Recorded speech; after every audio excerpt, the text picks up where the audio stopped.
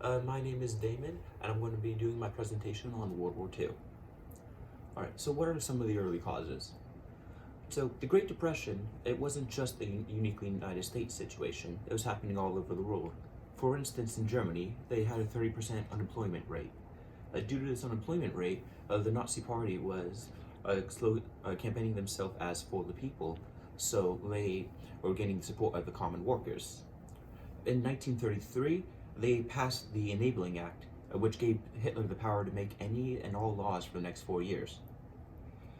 In 1935, they passed the Nuremberg Laws, which removes Jewish citizenship and rights.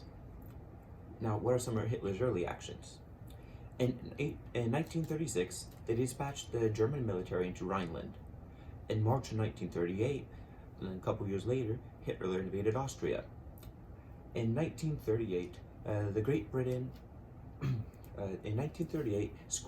Prime Minister Neville Chamberlain and France's Prime Minister Edward Dadleer agreed to a partial dismembering of the Czechoslovakia and the occupation of Sudetenland. This was called the München Pact, and they hoped to appease the German appetite expansion for war. It was obviously very ineffective. Now, pre-war Soviet Union. Stalin predicted that Poland would be the next target of Hitler's invasion. So, in 1939, Stalin and Hitler signed the Second Ribbentrop-Molotov Pact, which agreed to split Poland to avoid war. Now, in Japan, after decades of modernization, and they became pro-capitalist. In 1936, they signed the Anti-Comintern Pact, pledging mutual assistance in defense against the Comintern. Now, the Comintern was an agency created by the Soviet Union to promote the communist revolution worldwide. In 1937, Italy also joined the pact, which created the foundation of the Axis powers. Japan's invasion of China. In 1931, Japan created a puppet nation called Manchukuo in northern China. In 1937, an incident between Japanese forces and Chinese citizens led to the Marco Polo Bridge incident, which led to a full invasion of China. Nanjing was invaded and the citizens were massacred and raped. This was called the Nanjing Massacre, or the Rape of Nanjing. This picture is a statue. It's called a Nomad on the Loose. It represents some of the Chinese citizens and the suffering they endured at the hands of the Japanese. Pearl Harbor. On December 7th, 1941, Japan attacked Pearl Harbor. They wished to control the Dutch East Indies in order to get oil and other resources for the war. The Philippines, which was the United States territory, was in the direct path between Japan and the Dutch East Indies. No compromise could be made, so Pearl Harbor was attacked in hopes of weakening the United States so they wouldn't be able to support their Philippines. They could take it without much effort. The Allied campaign, over 4 battleships were lost, 8 were damaged in total.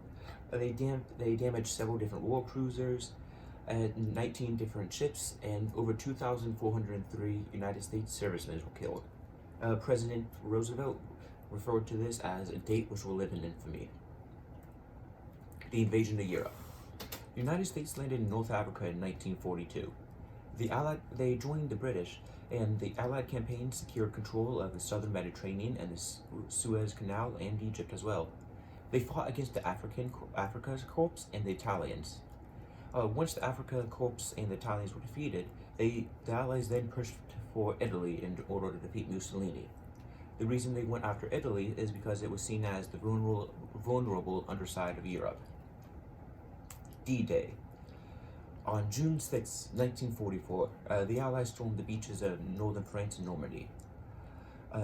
They did this in order to have an all-out assault and gain a foothold into those regions. Over 10,000 troops were wounded or killed. Paris was then liberated later on August 20th, 1944, and also in 1944, around that time, the Soviets pushed the Germans out of Stalingrad and the Soviet Union. So basically, the war on both fronts was going bad for Hitler,